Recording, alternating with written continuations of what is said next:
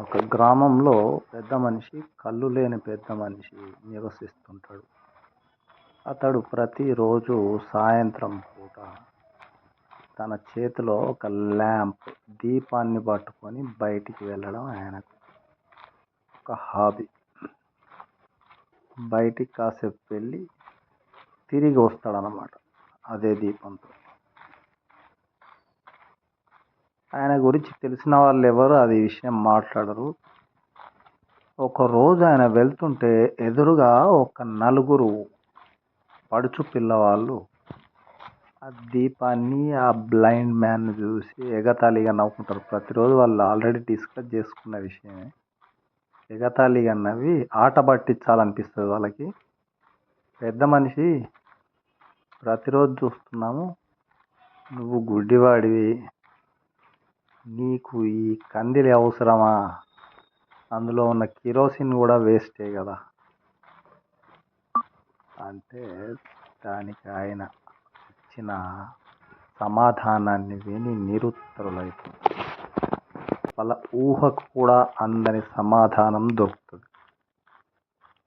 ఆయన ఏమంటాడంటే, పిల్లలారా, మీరన్నది నిజమే, నేను గుడ్డివాణ్ణి, నా కందిలితో పనియే లేదు. ఈ దీపం నన్ను ఏ విధంగానూ సహకరించదు నాకు. కానీ ఈ దీపం మీలాంటి వాళ్ళ కోసమే. కళ్ళు ఉన్న మీరు చీకట్లో గుడ్డివాళ్ళు లాగా ప్రవర్తించి నన్ను ఢీకొనే అవకాశం ఉంటుంది, లేదా ఏదైనా తట్టుకొని కింద పడిపోయే అవకాశం ఉంటుంది. కాబట్టి ఈ దీపాన్ని మీకోసమే వాడుతున్నాను. ఈ చీకట్లో నేను గుడ్డివాడినైనా కానీ నాకు ఈ రోడ్ అంతా తెలుసు, దీని మీద ఇంచుమించు నాకు పరిజ్ఞానం ఉంది. కానీ రోజు నడుస్తున్నా మీరు చీకట్లో మాత్రం తడుముకుంటారు. తట్టుకొని పడ్డ వాళ్ళని చాలామంది చూశాం. ఇది మిమ్మల్ని రక్షించడానికే వాడుతున్నాను అని సమాధానం. నిజంగా ఎంత గొప్ప సమాధానం. మనకు మన నిత్య జీవితంలో జరుగుతున్న సంఘటనలు ఎన్నో మనను అశక్తులుగా, చెవులు ఉన్న అవిటి వాళ్ళుగా,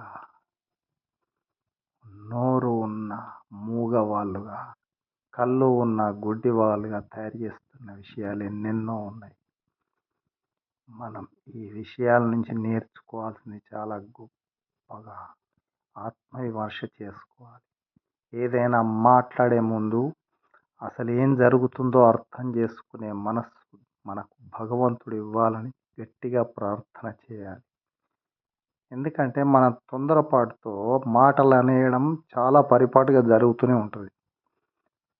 చాలామంది మనసును గాయపరుస్తుంటాం కూడా, పరిస్థితులను కూడా తెలుసుకోలేక.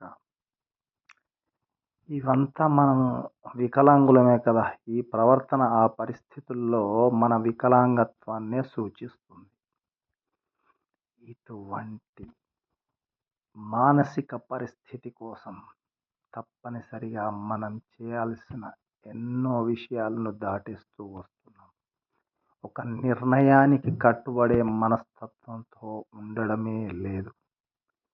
కారణం, ప్రతిదీ మనం జీవితంలో లైట్గా తీసుకోవడం అలవాటైపోయింది.